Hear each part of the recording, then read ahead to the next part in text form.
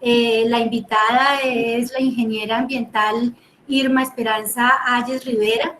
Ella es magíster en gestión del recurso hídrico y ambiente y doctora en clima y ambiente del Instituto Nacional de Investigación de la Universidad de la Amazonía y de la Universidad del Estado del Amazonas.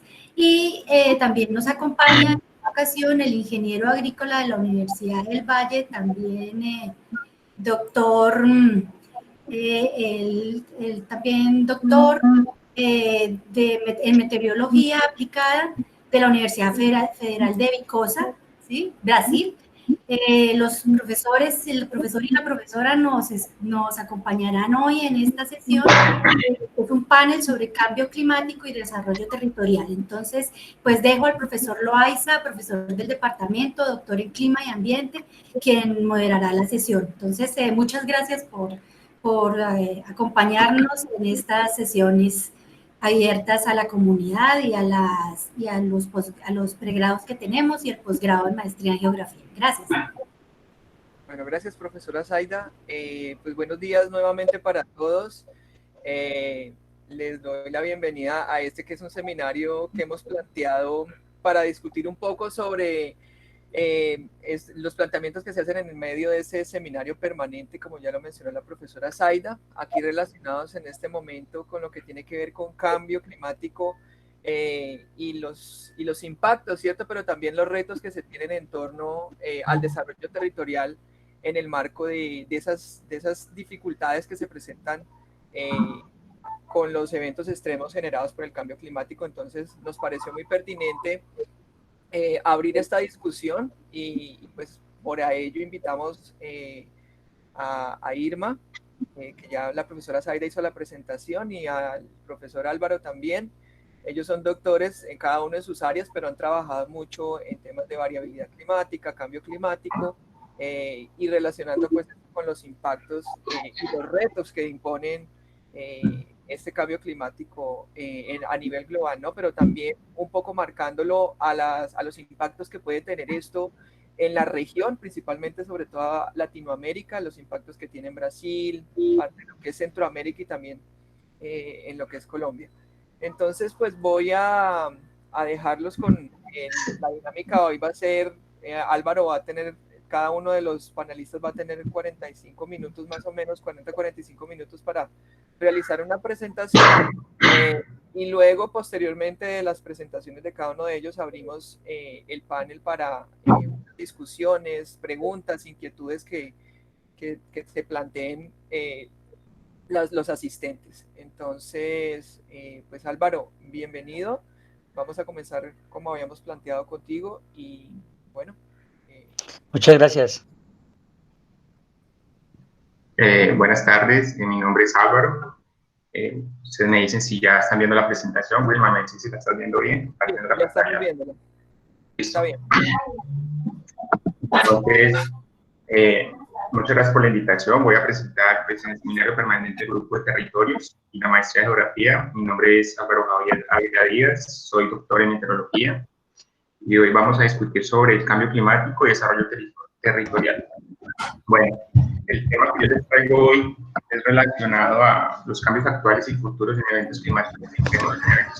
Para esto, por favor, las personas que no están utilizando el micrófono lo pueden apagar. Muchas gracias. Para eso los casos de estudio son Colombia, Brasil y el Ártico. Entonces, antes de comenzar me gustaría hacer una pequeña presentación. Yo soy ingeniero agrícola, tengo la maestría de doctorado en meteorología aplicada de la Universidad Federal de Viçosa. Soy investigador de esta misma universidad y adicionalmente soy integrante del Grupo Territorios. Y soy editor asociado de la revista Brasilera de Meteorología. Entonces, para los estudiantes de geografía que tengan una tesis, un trabajo de grado relacionado a clima, lo pueden enviar, que la publicación es gratis. Y si les gusta la investigación, los resultados que les voy a mostrar aquí, me pueden escribir, ya que soy integrante del Grupo Territorios, que es un grupo de geografía. Bueno, ¿qué hago? Yo investigo la incertidumbre de los diferentes bancos de datos de clima, como son satélites, análisis, observaciones, modelos atmosféricos, y cómo ellos determinan extremos climáticos. relacionados a cambio climático. ¿Para qué? Para hacer estudios de impacto, porque muchos de estos modelos o de observaciones son escasas o no son fáciles de validar. Básicamente lo que me he enfocado durante los estudios de posgrado son impactos sobre los estudios de impactos globales y regionales de la variabilidad climática y el cambio climático, especialmente en regiones tropicales y polares. Esto a través de información observada que va desde la escala horaria hasta la escala de un siglo o 200 años o más. Bueno, la tabla de contenido, la presentación tiene alrededor de una duración de 45 minutos, espero no pasarme de ahí. Voy a hablar sobre el histórico del cambio climático, la introducción a los eventos extremos, las fuentes de datos que son los modelos climáticos, y la reanálisis, y los reanálisis y los casos de estudio como son Colombia, Brasil y el Ártico. Yo quería pues hacer énfasis que en los casos de estudio yo voy a llevar al estudiante o llevar a la persona a mostrarle cuál es la motivación, cómo es la metodología y los resultados que hemos obtenido a través de la publicación de diferentes artículos científicos. Entonces, como una especie de motivación y mostrarles que estudiar cambio climático es esencial y hacen falta profesionales en esta área. Bueno, antes de comenzar a hablar de cambio climático, de eventos extremos, también me gustaría definir qué es el clima. El clima, en términos estadísticos, es la media y la variabilidad de las cantidades pertinentes a lo largo de un periodo de tiempo. Es decir, que puede ir de meses a miles de millones de años. ¿Y cuál es la diferencia de clima con tiempo? El tiempo atmosférico es relacionado al estado de la atmósfera en un lugar determinado, que depende básicamente de tres factores: de la precipitación, del viento y la temperatura. Claro, existen otras variables, ¿no? Pero básicamente estas tres son las que modelan el clima. Entonces, para que ustedes les quede mucho más claro, tengo dos ejemplos fáciles de entender, bien didácticos, que son: el clima es lo que esperamos, el tiempo es lo que tenemos. Otro ejemplo de un estudiante de secundaria es: el clima te dice qué ropa comprar y el tiempo te dice qué ropa usar. Es decir, dependiendo de la estacionalidad del país, uno ya sabe, uno dice, no voy para Bogotá, yo puedo llevar buzos, puedo llevar una polera gruesa, pero si voy para la costa, yo sé que ya tengo que ir con ropa bien para el verano. Es decir, yo tengo que irme preparado de acuerdo a las condiciones históricas, porque no sé qué pueda pasar si yo vaya a Bogotá, puede hacer mucho calor. Eso es relacionado al tiempo. Bueno, el sistema climático es el resultado de un delicado equilibrio energético. Es decir, la temperatura de nuestro planeta es el resultado de lo que entra como radiación solar y la energía que sale al espacio exterior. Este balance es lo que torna a la Tierra con una temperatura bien agradable, alrededor de 14 grados. Y este efecto, esa energía que absorbe la Tierra, es el llamado efecto invernadero. Muchos catalogan el efecto invernadero como algo negativo, pero si no lo tuviéramos, la temperatura sin efecto invernadero sería menos 19 grados Celsius. Entonces, el efecto invernadero es bueno, pero lo que ha venido haciendo el hombre es aumentar este efecto invernadero con la quema de dióxido de carbono. Entonces, ¿cuáles son los cambios en el clima que causan? ¿Qué tipo de forzantes cambian el clima? Existe la variabilidad solar, que básicamente es la radiación solar que se emitida por el sol, que puede cambiar cambios en el clima, pero durante los últimos 140 años atrás se ha experimentado muy poca variabilidad solar, y durante este periodo es donde han ocurrido las mayores temperaturas, desde la época preindustrial. Otro factor que puede alterar el clima son las actividades volcánicas. Un ejemplo fue el volcán del Monte Pinatubo, en las Filipinas, en 1991, que varió la temperatura entre 0.1 a 0.3, de manera que expidió la temperatura global hasta en 3 años. Y los cambios en el ciclo de carbono son asociados a la quema de combustibles fósiles, que existe una fuerte relación entre el aumento de dióxido de carbono y el aumento de temperatura, que es un efecto con una correlación fuertemente positiva. Es decir, si nosotros nos vamos a la era de 1880, la concentración de partes por millón de dióxido de carbono era alrededor de 280 a 300.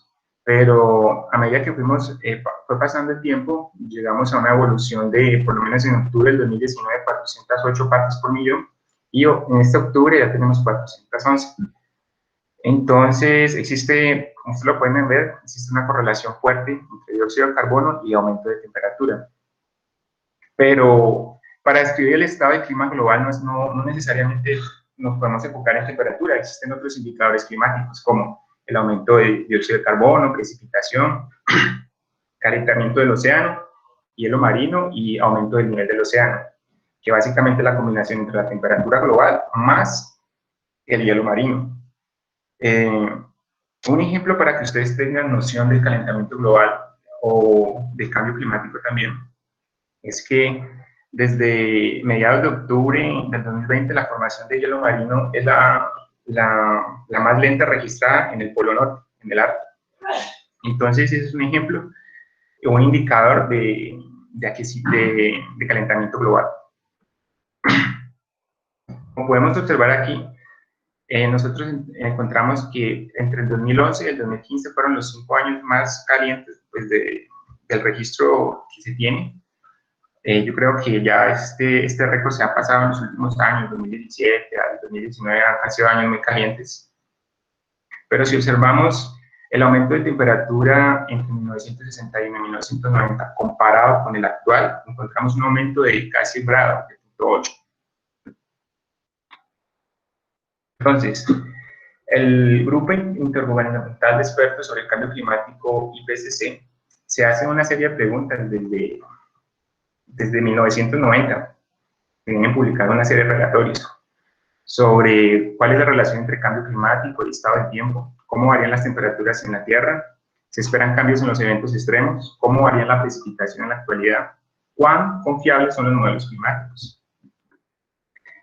Entonces, ellos han venido publicando, como ya lo dije, desde 1990, unos relatorios que son claves para los tomadores de decisión como presidentes, gobiernos municipales o departamentales, para saber qué medidas tomar. Y uno de los resultados más interesantes fue que en 1990 se tenía, en el relatorio, en el informe número 1, se tenía una noción de que el clima, la temperatura de la Tierra se estaba incrementando, pero los modelos de la época y la información no ayudaban a tener conclusiones robustas, pero ya existían indicadores que el hielo marino cada vez estaba derritiendo más, y las temperaturas están aumentando, los eventos extremos iban a aumentar, pero a medida que fueron publicando el segundo, el tercero, el cuarto, los modelos climáticos y la información observada fue en aumento, y los filtros de información, de calidad de control de datos también fue creciendo. Entonces, podemos ya observar una de las grandes conclusiones del relatorio número 6, que fue publicada en un informe especial en 2018, dice que si nosotros seguimos en el ritmo que vamos, nosotros vamos a alcanzar la temperatura vamos a superar 1.5 grados entre el 2030 y el 2050. Y esto pues representa una alerta muy grave de los peligros inminentes, como que pérdida de biodiversidad y aumento de desastres naturales como aumento de inundaciones, deslizamientos, sequías, ondas extremas. Entonces, aquí yo traje un gráfico que nos muestra cómo ha sido el incremento de la temperatura desde 1900 hasta el 2019, y nosotros observamos que en este gráfico la temperatura va aumentando, la media, que básicamente queda en todo el medio de la distribución normal o campana, como le quieran llamar, y esta distribución cada vez se torna más ancha, haciendo los extremos mínimos más extremos y los máximos más máximos, pues valga la redundancia ahí. Este gráfico claramente nos muestra que la temperatura de la Tierra ha aumentado, Y este aumento, desde la época preindustrial, es de 1 grado más o menos. ¿Y qué quiere decir esto? Que a nosotros tener una temperatura más cálida, más alta, nosotros aumentamos la capacidad de las nubes de retener vapor de agua por la ecuación de Clausius-Clapeyron, que definió que por cada aumento del grado, por cada un aumento de temperatura, va a existir un aumento del 7% de retención de vapor de agua. Es decir, asociado a esto podemos concluir que tenemos nubes más cargadas porque tienen más capacidad de absorber y mayores volúmenes a ser precipitados, que combinados con uso del suelo, política pública, pueden llevar a desastres naturales. Entonces, ustedes estarán preguntando, ¿pero qué es un evento extremo? Bueno, un evento meteorológico definido por el IPCC es un evento raro o infrecuente según su distribución estadística para un valor determinado, como se lo mostré en la curva de distribución normal. Los eventos extremos quedan al final de la campanita. Pues, solo para darles un ejemplo de un evento extremo, fueron las altas temperaturas registradas entre junio y julio del 2018, con temperaturas por encima de los 37 grados para regiones que no es esperado estas altas temperaturas, como en China, en Estados Unidos, con temperaturas de 49 grados centígrados, y en Rusia, en otras partes del mundo se observó en África mayores de 50 grados. Entonces, esto viene siendo un evento extremo, algo fuera de la curva. Y no porque esté fuera de la curva, muchos estudiantes o cuando empiezan la tesis determinan, dicen, no, este evento es extremo, mejor eliminémoslo, saquémoslo. No, ese evento es otra línea que se tiene que estudiar, que es en lo que me he especializado durante los últimos años. Entonces, como ya lo dije, esta capacidad de retención de vapor de las nubes con más agua lleva a una relación causa-efecto, es decir, mayor volúmenes a ser precipitados en pocos periodos aumentan los desastres naturales de tipo meteorológico, hidrológico y climatológico. Hidrológico, inundaciones, movimientos en masa; climatológicos, ondas de calor, sequías, que desde 1980 hasta el 2018 vienen aumentando.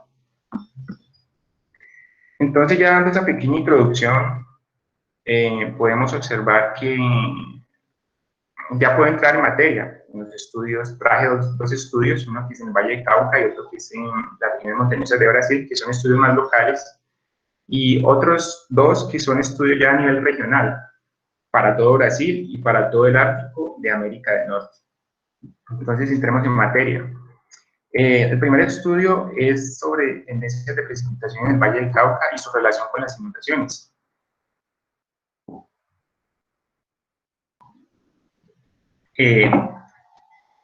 Voy a exponer los resultados de un artículo científico donde participaron profesores de la Universidad del Valle, del departamento de IDENAR, y de la Universidad Federal de Viçosa, en Minas Gerais, Brasil. Entonces, se estudió la relación entre varios índices extremos, cómo era la evolución histórica de esos extremos, cómo afectaban las inundaciones o cómo las inundaciones afectaban estos extremos, viceversa. Para ello, la motivación de este estudio fue que en 2015 la revista Nature Climate Change publicó un artículo relacionado a El Enos, al Niño Oscilación del Sur, diciendo que las niñas cada vez iban a ser más extremas en comparación a los niños. Es decir, si nosotros sabemos que ustedes que viven en el Valle del Cauca saben que cada vez que ocurre una niña existe grande probabilidad de lluvias en la región, esto es crítico para nuestra región. Entonces, esto fue una motivación.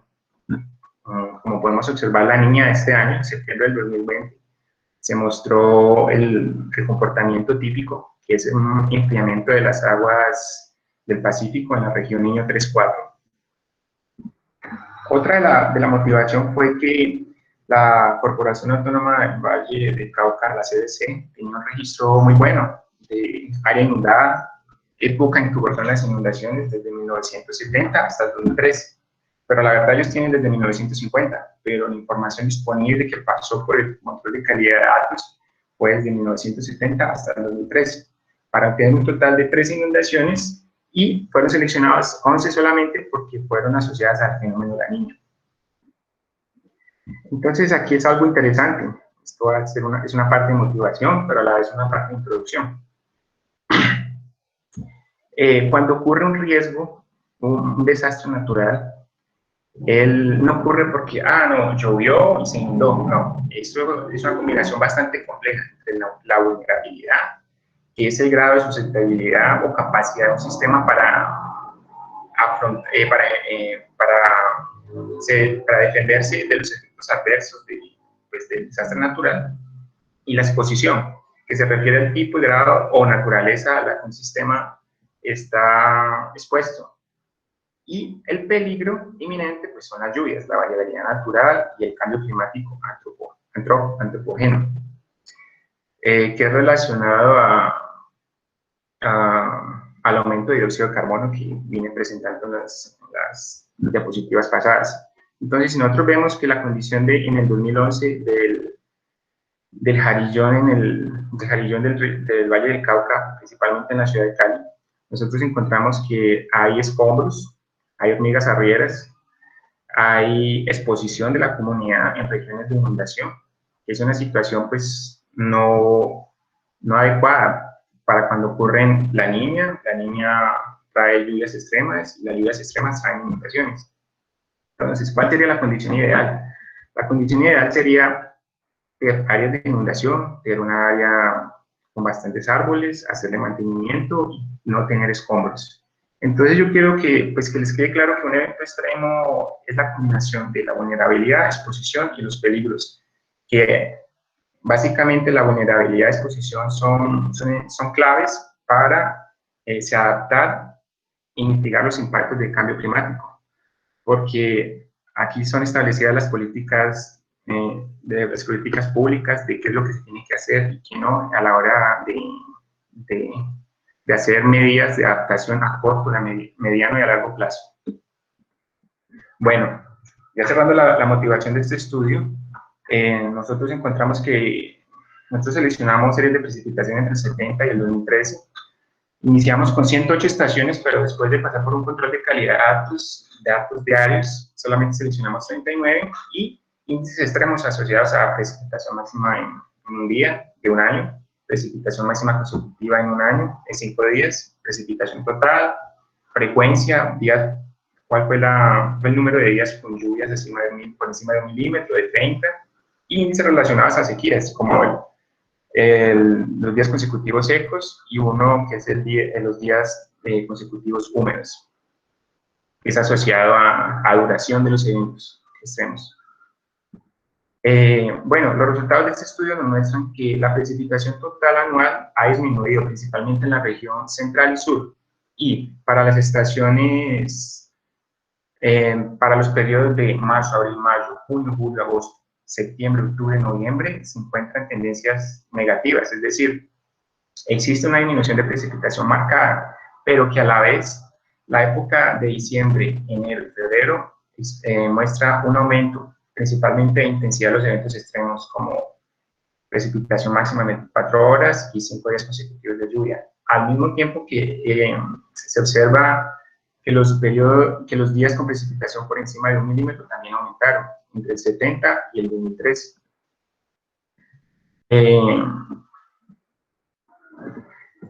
Solamente ya para finalizar este estudio de caso, una de las grandes conclusiones fue que nosotros tuvimos las 11 inundaciones, hicimos un composite, que es el comportamiento típico de todos los eventos, y a la final se hace un promedio y se hace este gráfico. Entonces nosotros seleccionamos las 11 inundaciones, nos fuimos a ver qué pasaba 12 meses. 12 meses antes de la inundación nos observa enfriamiento de la temperatura superficial del mar, en esta región INA 3-4. De 8 a 6 meses comienza a haber un comportamiento de enfriamiento. Ya en el mes 5 y 3, estas temperaturas frías son evidentes, y 2 meses antes de la inundación La región IO 3.4 muestra pues, una clara evidencia de temperatura, de disminución de la temperatura del mar, y que a la vez esto lleva a una condición de aumento de humedad del suelo, como podemos ver en el gráfico de la derecha. El gráfico exactamente que está por encima del rojito, podemos ver que la humedad del suelo 12 meses antes, ella es negativa o cero, y 12 meses, 12 meses después, en el mes que ocurre la inundación, la temperatura, la humedad del suelo, pues llega a su máximo punto de saturación, por decirlo así. Identificamos dos fases. Esta fase de evolución que va desde el mes 12 al mes 2 y la fase que va del mes 2 al mes 0 antes de la inundación. Es decir, con estos resultados nosotros podemos establecer un sistema de alerta temprano, pues temprana no, de largo plazo, de corto a mediano plazo, entre 0 y 2 meses, porque la relación es clara. Se enfría la superficie del mar en la región IO 3.4, donde está el cuadradito rojo, el primer gráfico, la esquina superior izquierda. Se calienta esta región y 2 meses después ocurre una inundación en el Valle del Cauca, y esto lo demostramos en este artículo. Ya para entrar en otro estudio de caso, en un estudio de caso más local, pues las tendencias de extremos de precipitación en 2 regiones montañosas de Brasil y la relación que sostenían con crecientes súbitas y deslizamientos de tierra. Este artículo fue publicado con los resultados de la tesis de mi maestría entre el 2014 y el 2016 que fue realizada. Fue publicada con integrantes de la Universidad Federal de Viçosa, mi orientador Flavio, y 2 investigadores de la Universidad de Ohio en Estados Unidos.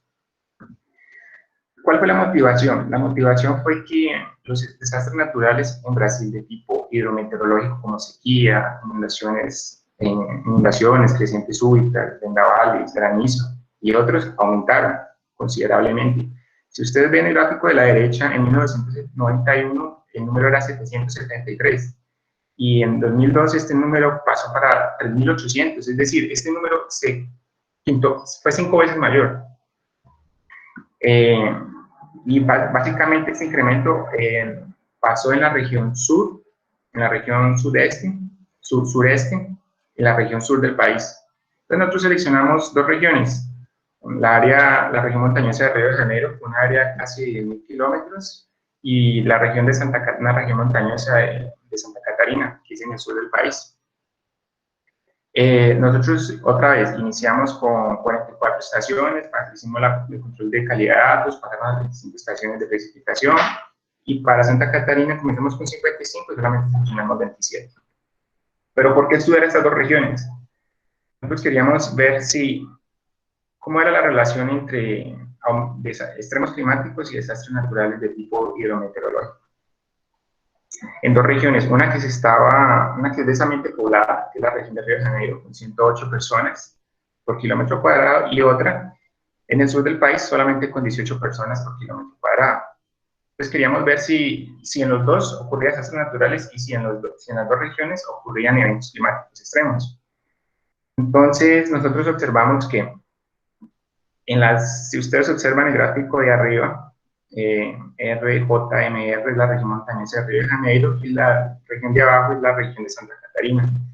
La barra en azul y gris son las anomalías de los extremos, básicamente relacionados a precipitación máxima en un año, y las líneas rojas y negras son asociadas al número de eventos de desastres naturales de creciente súbita, la línea roja de movimientos en masa, la línea negra.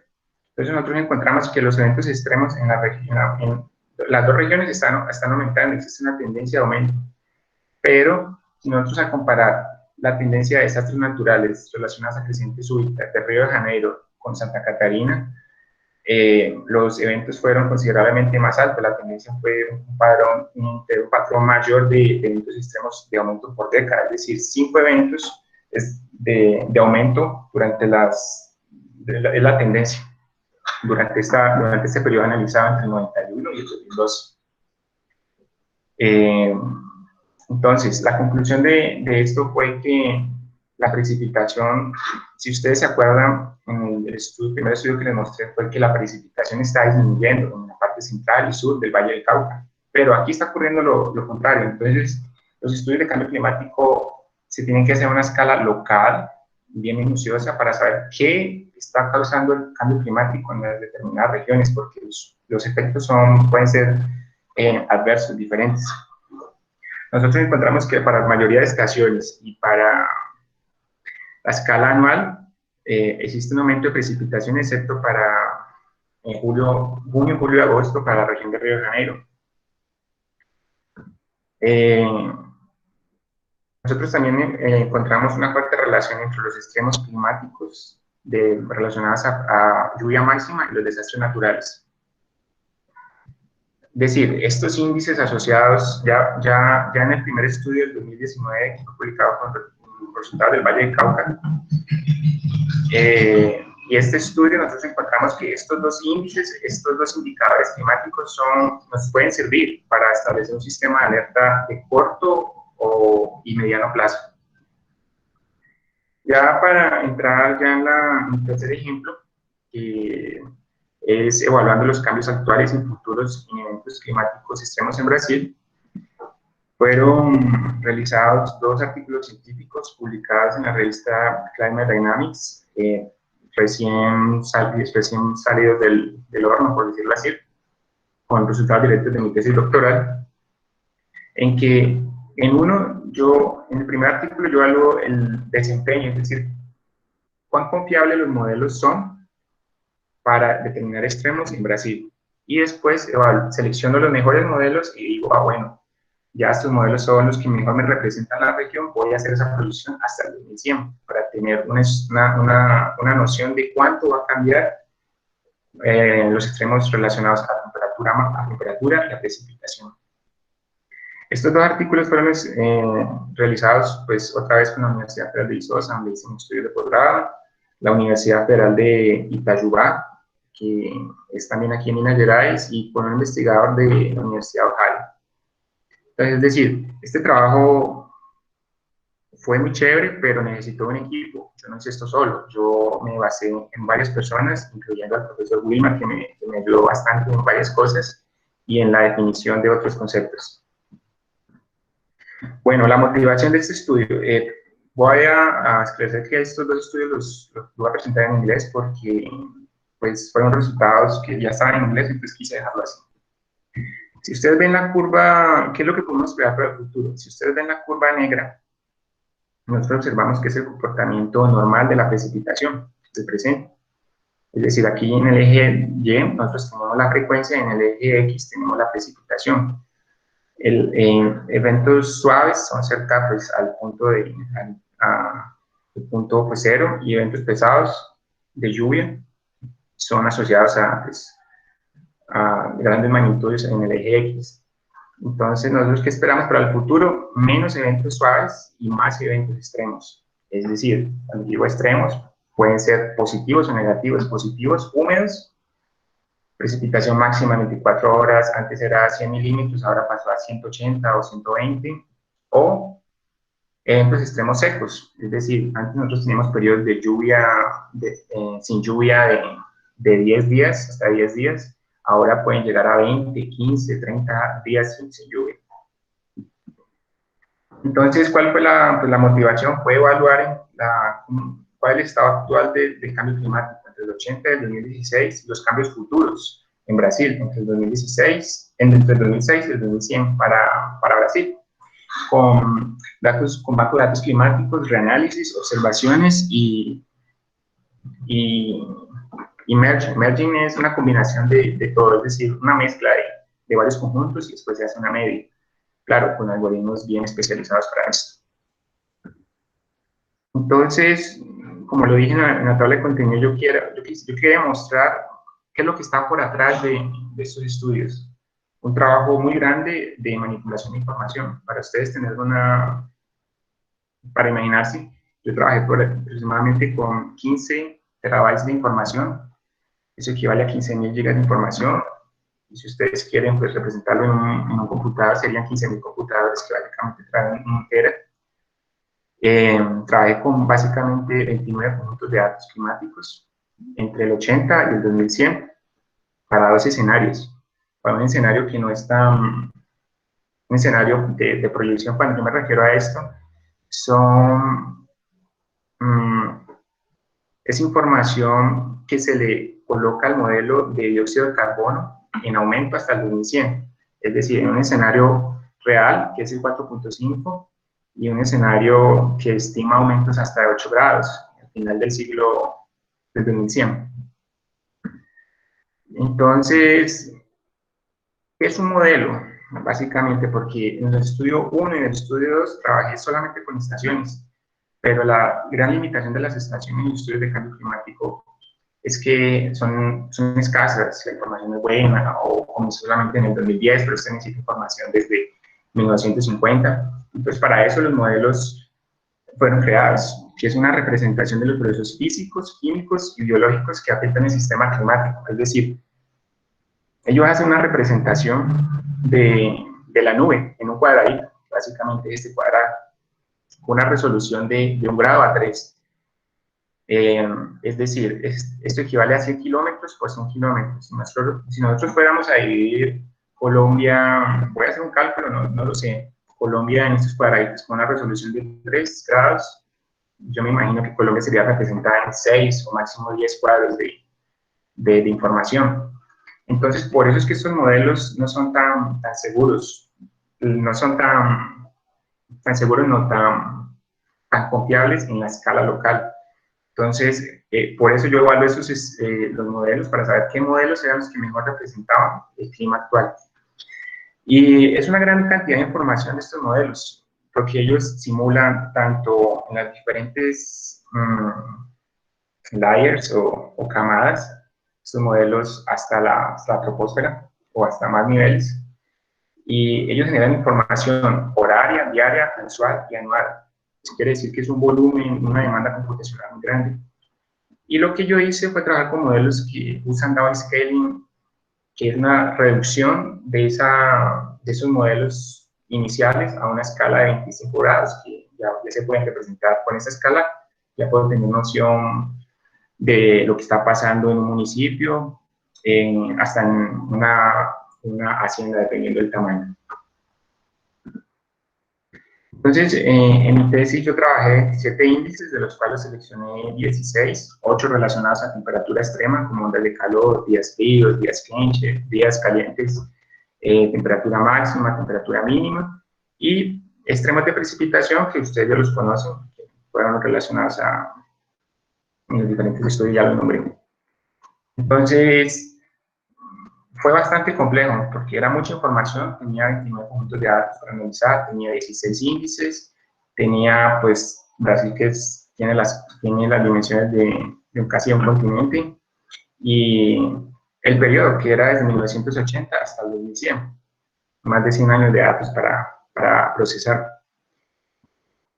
Y ya entrando en los resultados, pues básicamente encontramos que entre 1980 y el 2016 las temperaturas de Brasil están aumentando y existen, por lo menos en el Amazonas, este cambio es estadísticamente significativo. Quiere decir que estas temperaturas están llegando casi a un aumento de 1 grado de tendencia, es decir, cada década esta temperatura puede aumentar 1 grado. Y si nos vamos al indicador de días calientes, para los bancos de datos observados y dos más que yo utilicé, que son reanálisis,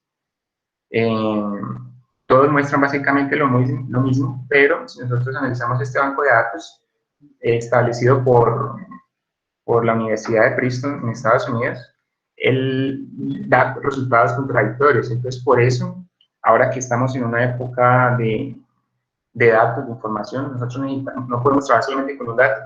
Entonces, esto es un tip o una sugerencia que yo doy para los estudiantes que están realizando las tesis, que van a trabajar con MODIS o un conjunto de datos. Hagan el estudio bien e intenten colocar más bancos de datos, porque un banco de datos puede ser muy bueno para estimar en Estados Unidos o, no sé, en Honduras, pero puede ser muy malo para estimar en el Amazonas.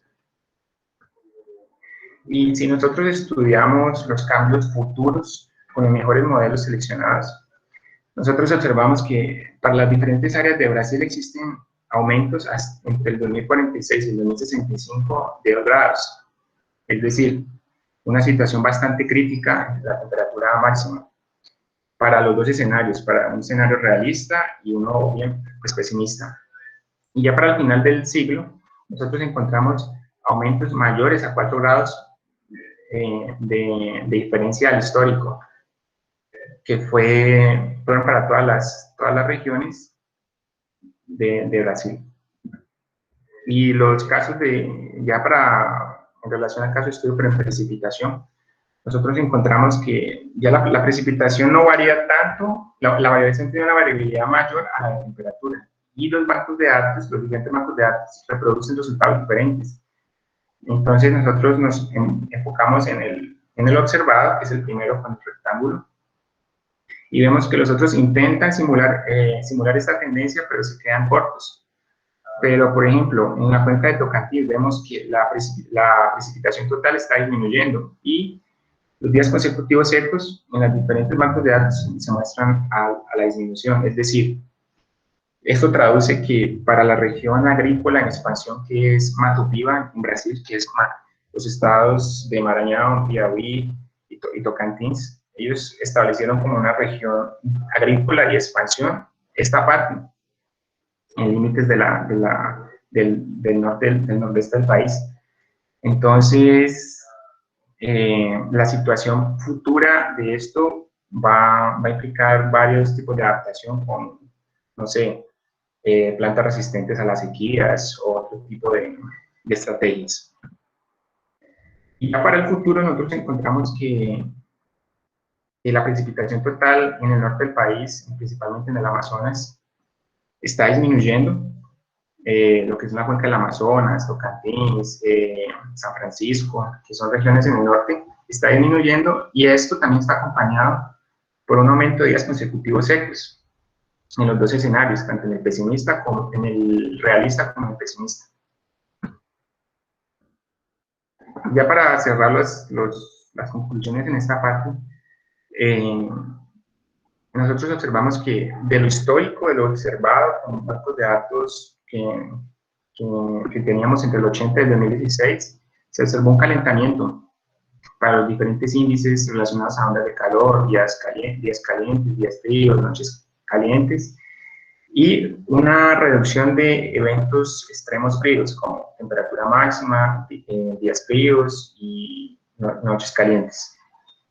Y nosotros encontramos que para mediados del siglo XXI, nosotros encontramos que el aumento puede variar entre 1.4 y 1.9 para los diferentes escenarios, pero para el final de 2100 estos aumentos pueden superar 1.5 y 3.2 si no hacemos o si no tomamos medidas de adaptación adecuadas para intentar disminuir la tasa de dióxido de carbono que se pone cada día en la atmósfera. La reducción de precipitación es una conclusión clave aquí para casi la mayoría de cuencas. Y nosotros encontramos que para la parte más poblada de Brasil, que es el sureste, encontramos que los extremos climáticos en un futuro próximo y en el histórico están aumentando y van a aumentar. Entonces, ¿esto qué conlleva? A mayor número de desastres naturales, como inundaciones, deslizamientos en masa, y entre otros, y ondas de calor. Ya para finalizar este último estudio del caso, ya que me quedan 5 minutos, es un trabajo que se realizó con la Universidad de Ohio y la Universidad Federal de Viçosa. Todavía no se ha publicado este trabajo, pero ya creo que en enero o en febrero, creo que va a ser publicado. Este trabajo fue realizado pues, durante el tiempo de intercambio en los Estados Unidos, entre junio y diciembre del 2019. Entonces, ¿cuál fue la motivación de este estudio? En el Ártico de América del Norte existen pocas estaciones y los reanálisis son conjuntos de datos que, como los modelos climáticos, intentan reproducir las variables climáticas para las diferentes áreas. Entonces, los reanálisis son muy buenos porque estiman información donde no la hay, pero basada en condiciones de relieve, condiciones de hielo, condiciones de atmósfera. Y la diferencia entre un modelo climático y la reanálisis son que los modelos climáticos intentan hacer proyecciones a largo plazo, por lo menos hasta el 2100, hasta el 2200. Y las reanálisis intentan hacer toda la mayor cantidad de información, colocarla como input, datos de entrada en un modelo y hacer proyecciones a corto y a mediano plazo, es decir, 3, 6 meses o hasta un año. Entonces, la diferencia entre modelo climático y reanálisis. Y la otra motivación fue estimar información para ver cómo este reanálisis estimaba los extremos climáticos en relación a lo observado. Es decir, va a llegar una onda de calor, esto puede generar muchas pérdidas económicas en Alaska, por decirlo así. Entonces, era validar este conjunto de datos de Estados Unidos, básicamente de Ohio State University, fue que era validar ese conjunto de datos de ellos.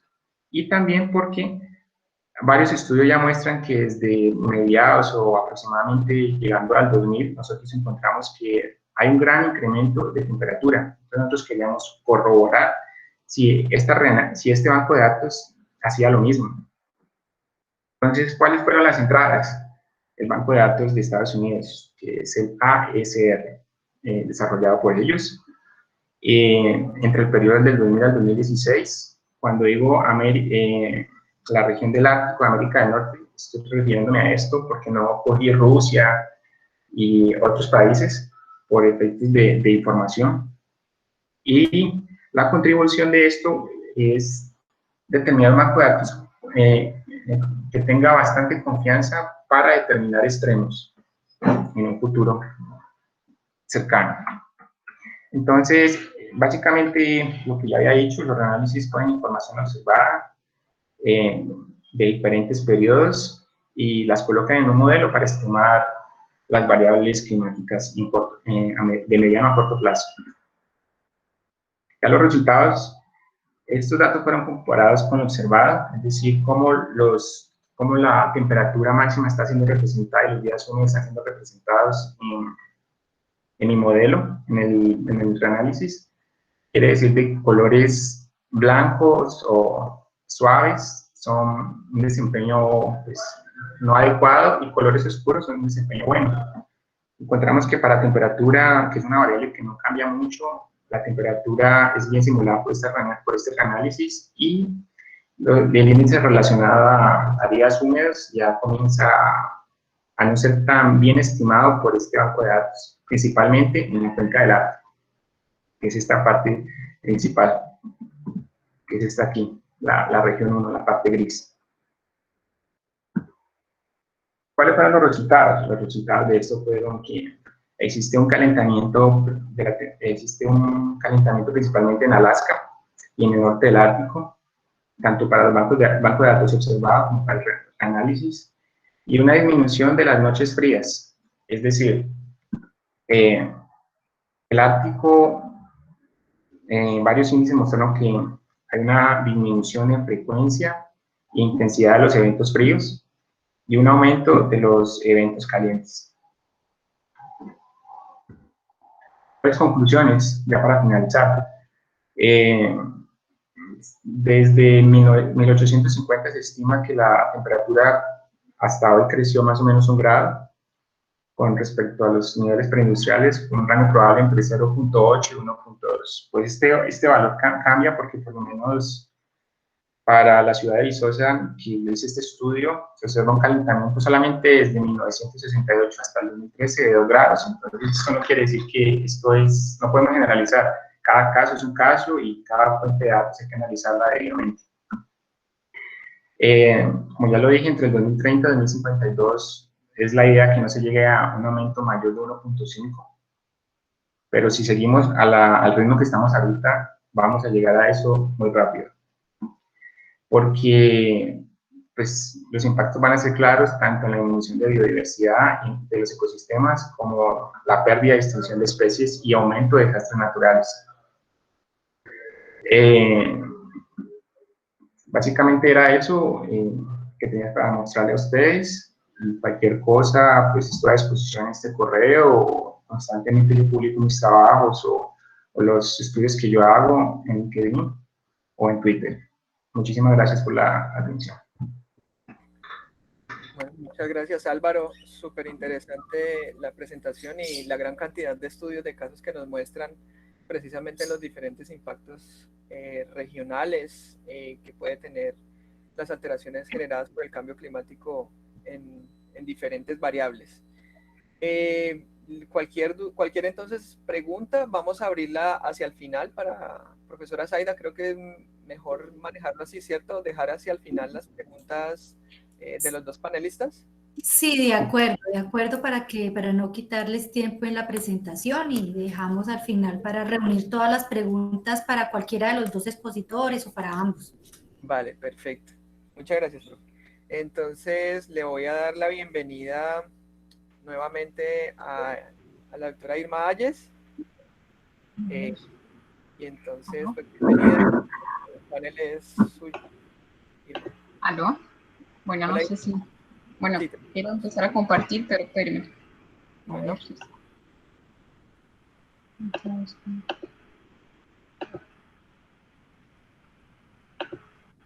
no sé si ya se ve.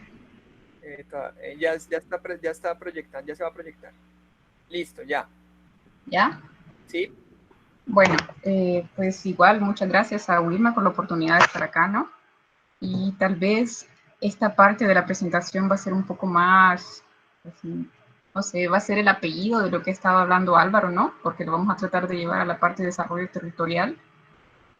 Me presento, ¿no? Mi nombre es Irma Ayes, soy de Honduras, soy ingeniera ambiental de la Universidad de acá de Honduras y tengo una maestría en gestión de recursos hídricos en Alemania. Y igual que el profesor Loaiza, saqué un doctorado en hidroclimatología y ambiente en Brasil.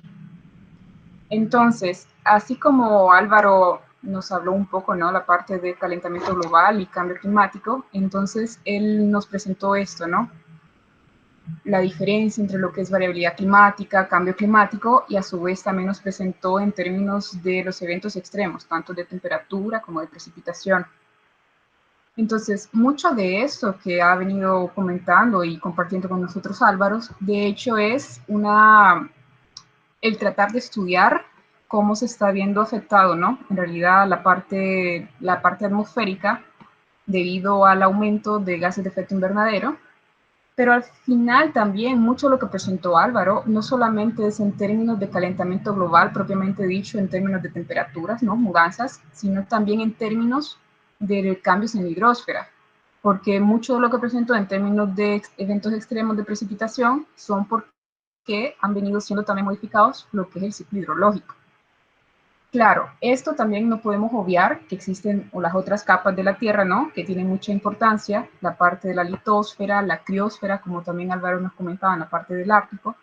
Y en la biosfera también hay que mencionar que no solamente nos referimos al papel o la función que tiene la vegetación en términos de la evapotranspiración para toda la parte del ciclo hidrológico, sino el papel que tienen los seres humanos en esta biosfera, ¿no? Que en realidad al final unos somos parte de ella. Álvaro también nos presentó los resultados, ¿no? Con distintos escenarios, distintos posibles escenarios para distintas regiones, que serían, por ejemplo, esos que están acá a la izquierda, son los resultados de los distintos escenarios, el más bajo, que en realidad esto ya no se espera, el 2.6, el moderado, que es el 4.5 y el 8.5. Y eso al final, pues uno lo modela, tiene entonces escenarios de proyectados de temperatura y después de precipitación, y uno puede hacer otros estudios como los que presentó Álvaro. Entonces, esto que vemos acá, en realidad al final los escenarios vienen dados de acuerdo a distintas proyecciones o lo que se espera en términos de densidad poblacional, en términos de crecimiento económico, si vamos a poder ser un poco más eficientes en la parte energética, etcétera, ¿no? En realidad todo eso es lo que conlleva los RCPs. Entonces, al final, lo que nosotros estamos viendo y lo que Álvaro nos presentó es cómo las distintas actividades humanas están interfiriendo, por decir así, en el ciclo del carbono, aumentando las emisiones de CO2 y de otros gases, por ejemplo, también en el metano y otros, a la atmósfera. Pero a su vez, entonces, estas modificaciones en el ciclo hidrológico, entonces uno se pregunta cuáles podrían ser los distintos efectos y cuáles podrían ser los distintos impactos, ¿sí? No solamente si lo vemos así muy prácticos en términos de mayores o eventos extremos, sino también en el impacto que estos eventos tendrán en las mismas actividades humanas, pues que el humano está desarrollando, ¿no? Tanto en la parte agropecuaria, en la parte industrial, en el sector transporte. Entonces, al final, todo esto ahora lo estamos viendo en términos de lo que sería una complejidad mayor, porque ahora se está hablando que el calentamiento global de por sí, y esto que lleva el cambio climático, en realidad solo es una pequeña parte de una complejidad mucho mayor. ¿Por qué lo decimos así? Por ejemplo, uno tiene que ver que una de las principales causas, de hecho, es el aumento de la población, ¿no? La densidad poblacional que está aumentando exageradamente, que esto a su vez, pues, pone una presión mayor en lo que es la demanda de alimentos y la demanda de servicios. Entonces, el sector industrial y el sector agropecuario vienen aumentando.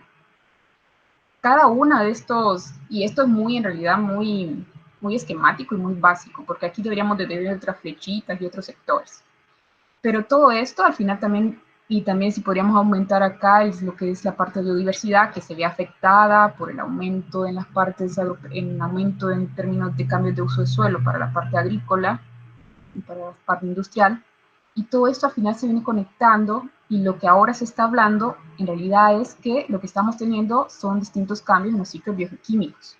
No solamente en el ciclo del carbono, propiamente dicho y entendido principalmente en el calentamiento global, sino también en el ciclo del agua, ¿no? El ciclo hidrológico, el ciclo del nitrógeno, el ciclo del fósforo, entre otros. Esto, al final, entonces, lo que uno viene a ver es, y lo que ya muchas veces, muchas personas ya lo denominan, es como un cambio global. Esto ustedes ya lo pueden encontrar también en algunas páginas de internet. Por ejemplo, este es el concepto que maneja el Centro de Cambio Global de la Universidad Católica de Chile, y ellos se refieren a todas aquellas transformaciones, ¿no?, a gran escala, que al final repercuten significativamente en el funcionamiento de todo el sistema planetario. Entonces, acá ahora nosotros estamos viendo no solamente el calentamiento global y el cambio climático como un gran problema, o como una gran situación que el humano tiene que empezar a atender, sino también las relaciones que esto está generando, ¿no? ¿Por qué es importante entender un poquito estos conceptos, no? Es porque al final, y aquí también les traje otro concepto que creo que ya ustedes también de hecho lo manejan muy bien, y si recuerdo bien en un seminario anterior de este mismo grupo se habló en la parte de gestión de riesgo, es porque al final el cambio climático, pues tenemos que discutir en términos de impacto, ¿no? Que también lo comentaba Álvaro. Al final el impacto es el daño que es causado por algún riesgo, entendido como que el riesgo tiene distintas probabilidades de ocurrencia, ¿no? Podemos también decir que el impacto es la manifestación de la vulnerabilidad. Entonces, ¿por qué es importante para nosotros discutir un poquito esto? Es porque al final el calentamiento global y el cambio climático se ve actualmente como un problema de gestión de riesgo. Aquí también Álvaro se adelantó y ya hizo la mención, ¿no?, de la complejidad que significa también estudiar el riesgo. Porque por un lado, tenemos que ver que no estoy tan segura si esto se ha actualizado, porque esto es cuando yo estudiaba la parte de gestión de riesgo. Creo que tal vez ahora el riesgo se maneja en función de otras variables, pero normalmente el riesgo se maneja en función de la amenaza y la vulnerabilidad. Entonces, cuando nosotros evaluamos lo que son las amenazas, estos pueden ser fenómenos naturales, ¿no? Y las amenazas normalmente son estas partes que uno no tiene mucho control en ellas, ¿sí? Los huracanes, pues nosotros no tenemos mucho control, pero lo que entonces tendríamos que manejar o tratar de gestionar como población acá o como país es en términos de la vulnerabilidad, ¿no? Tanto en el grado de exposición, la parte de sensibilidad y la capacidad de adaptación. Dejo esto aquí también en mayúscula, coloqué la parte de capacidad de adaptación, porque es a partir de esta concepción de gestión de riesgo y de calentamiento global que nacen también lo que posteriormente se conocen como las medidas de adaptación, y lo que normalmente ahora también, después de las conferencias de las partes, ¿no? De las COP, de acuerdo a las Naciones Unidas, se tienen que desarrollar los planes de adaptación para los distintos países. Entonces, cuando uno quiere ya ver esto, así como un ejemplito bien básico, uno podría ver, si yo les muestro esto, Haití versus Chile, uno me podría decir, no, si eso parece un partido de fútbol, ¿no? Para entrar en un ejemplo de gestión de riesgo, que sería tal vez un partido de fútbol amistoso entre la CONCACAF y la CONMEBOL. Sin embargo, lo que vemos acá es el ejemplo de lo que aconteció en el 2010. Esto me alejo un poco en la parte de calentamiento global y cambio climático, porque en realidad es un ejemplo en términos más un poco de sismología, porque son los terremotos que ocurrieron tanto en Haití, que fue de magnitud 7, que está a la izquierda, y el terremoto también del mismo año, que fue de más o menos 8 en la categoría, en Chile. Claro, su servidora no es experta mucho en sismología y existen diferencias en la parte de dónde es la profundidad del epicentro y dependiendo de los tipos de capas, cómo están actuando ahí, ¿no? Sin embargo, lo importante aquí para mencionar es que las amenazas sísmicas existen para esos países, pero que también está trabajada la vulnerabilidad es otro aspecto, ¿no? Se sabe y se conoce que en Chile no solamente se ha trabajado desde ya muchos años en términos de infraestructura capaz de contener a ciertos tipos de terremotos, ¿no? Y si uno está en Chile, por ejemplo, pues así estaba mi hermana, algún temblor de 4, en realidad solo la población solo dice, ah, está temblando. Tú puedes estar en el supermercado y solo está temblando, pero la gente ya está muy acostumbrada a eso. A diferencia de lo que ocurre con Honduras, que acontecen terremotos o temblores de 4 o 5 y uno se estresa, ¿no? ¿Aló? Bueno, ya. Entonces, es un ejemplo, ¿no?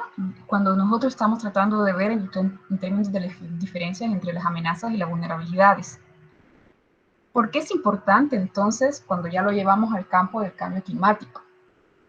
Es porque ahora entonces en los distintos sectores o los distintos sectores que tienen que ver tanto con las causas o con posibles efectos del calentamiento global, entonces nosotros tenemos que trabajar mucho con esta parte de vulnerabilidad, tanto en los grados de exposición, sensibilidad, como en la parte de la capacidad adaptativa. Entonces, bien, hay una cosa importante aquí que es distinguir entre cuáles serían los posibles efectos e impactos del calentamiento global en las distintas actividades humanas, ¿no? Para eso entonces, por ejemplo, lo que ha sido la Comisión Económica para América Latina y el Caribe, la CEPAL de las Naciones Unidas, de acuerdo también a análisis de vulnerabilidad de los distintos sectores, se priorizan algunos y en base a eso se manejan para hacer medidas de adaptación y medidas de mitigación. Otro ejemplo que les traigo acá es lo que es la Estrategia Nacional de Cambio Climático de Honduras, que fue elaborada ya por el 2010, y también, de acuerdo a estudios de vulnerabilidad, priorizó estos 7 sectores. Yo dejé en rojo el sector de recurso hídrico porque estos son en realidad los sectores que maneja la estrategia. Sin embargo, si uno se pone a analizar bien y estudiar, como también hasta Álvaro nos mostró, que al final el mayor efecto va a ser en la modificación del recurso hídrico, del ciclo hidrológico, entonces nos damos cuenta que en realidad el recurso hídrico es un eje transversal para todos estos otros sectores, ¿no?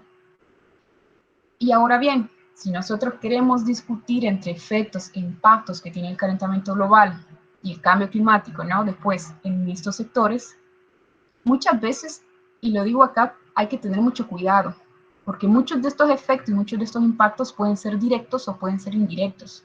Y también, discutirlos es muy complejo, no es una cosa lineal que uno pueda decir. Algunos ejemplos, por ejemplo, si tomamos el sector agricultura y seguridad alimentaria, tal vez sea un poco más fácil de observar, ¿no? Porque ante mayores eventos de sequías o mayores eventos de inundaciones, se tienen pérdidas en los cultivos que al final va a repercutir en lo que es la seguridad alimentaria de las poblaciones. Sin embargo, también están los otros otros impactos, como es el aumento de las temperaturas, que también al aumentar puede atraer otro tipo de plagas y dañar también la parte del sector agrícola. Entonces, si ustedes van pensando, es una complejidad exagerada tratar de entender y tratar de decir, en realidad, este efecto o este impacto se debe al calentamiento global, porque también tendríamos que dejar bien diferenciado cuál es la propia variabilidad climática, ¿sí?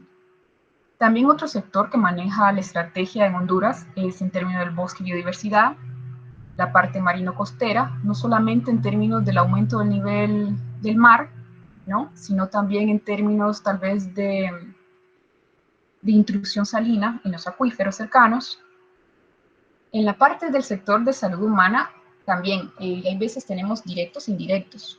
Un efecto que sí es un poco directo y que tal vez es muy fácil un poquito de ver ahora, están haciendo hasta el Ministerio de Salud, está tratando de hacer eso, es en términos de las enfermedades vectoriales. Porque digamos, el mosquito, el que transmite el dengue, a él le gusta climas cálidos, pero existen regiones que antes eran un poco frías, pero se están calentando más, pues entonces los mosquitos van a llegar a esas áreas y las enfermedades endémicas, pues entonces se van a ampliar un poquito más, ¿no? Por el contrario, un efecto indirecto en la salud humana es, por ejemplo, después de las grandes crecidas y después de inundaciones, como las que se han tenido la semana pasada aquí en Honduras, pues se tiene el riesgo de un aumento de las enfermedades gastrointestinales, entre otras. La estrategia también maneja otras cosas u otros sectores como la gestión de riesgo e infraestructura nacional en términos de pérdidas de las obras de transporte, ¿no? También de la parte hidroeléctrica y otros centros de salud y centros hospitalarios. Entonces, ya después que se han definido de acuerdo a estudios de vulnerabilidad los distintos sectores para tratar de determinar los distintos efectos e impactos, entonces ahora es que uno habla, bueno, hablemos de medidas de mitigación y medidas de adaptación. Y de aquí en realidad es que nacen después los que son actualmente para los distintos países los planes de adaptación y los planes de mitigación. Solo que hay que hacer un paréntesis aquí, porque cuando hablamos de medidas de mitigación en términos de cambio climático hay que diferenciar, porque tenemos tanto medidas de mitigación para las causas, en este sentido, para tratar de reducir la emisión de gases de efecto invernadero a la atmósfera, ¿no? Que es lo que usualmente se trabaja en los distintos tratados. Por ejemplo, esta es la gráfica, la famosa gráfica de la estación de Mauna Loa en Hawái, donde se ve lo que nos hablaba Álvaro en términos del aumento de las partes por millón de CO2. Entonces, la medida de mitigación que se está tratando y la que también se habló en lo que fue el Acuerdo de París es tratar de limitar el aumento de la temperatura a 2 grados centígrados con respecto a la época preindustrial. Entonces, todo esto, o muchas de estas actividades y los acuerdos que están haciendo los distintos países, uno es encaminado a esto, tratar de mitigar las causas.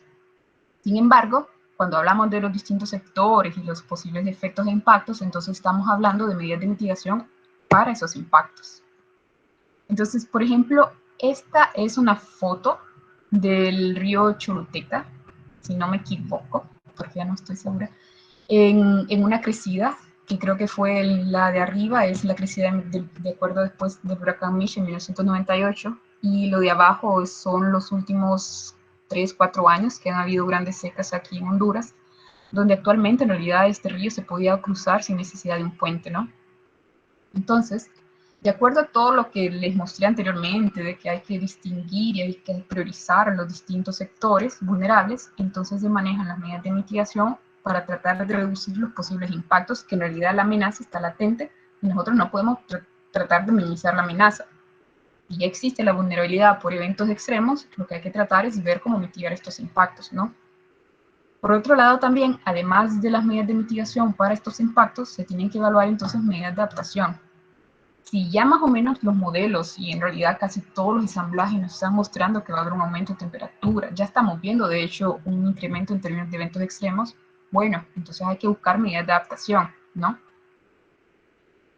Ya cuando llegamos, aquí quise tratar de encontrar la conexión con el apellido de la presentación que Wilmar nos propuso, ¿no? En términos de desarrollo territorial, y ya evaluando y conociendo todo eso de cambio climático y los distintos sectores vulnerables, entonces vamos a otra parte, ¿no?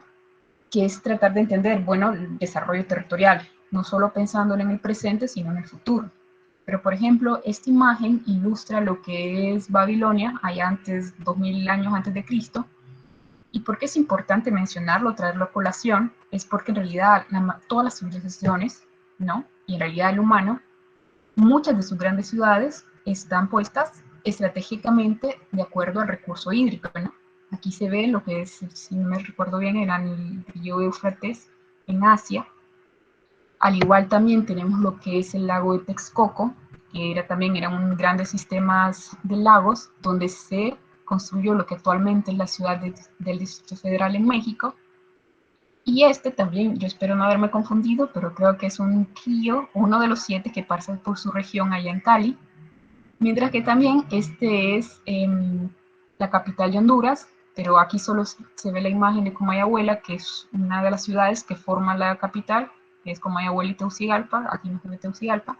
Y este es el río Choluteca, el que les mostré anteriormente con las imágenes de la grande crecida y la grande seca, ¿no? Solo que este río, esta parte del río es en la región central. Entonces, bien, otro concepto, porque yo aquí quise traer un poco más conceptos o ideas para después ustedes entrar un poquito más en discusión, ¿no? Es lo que al final entendemos por desarrollo.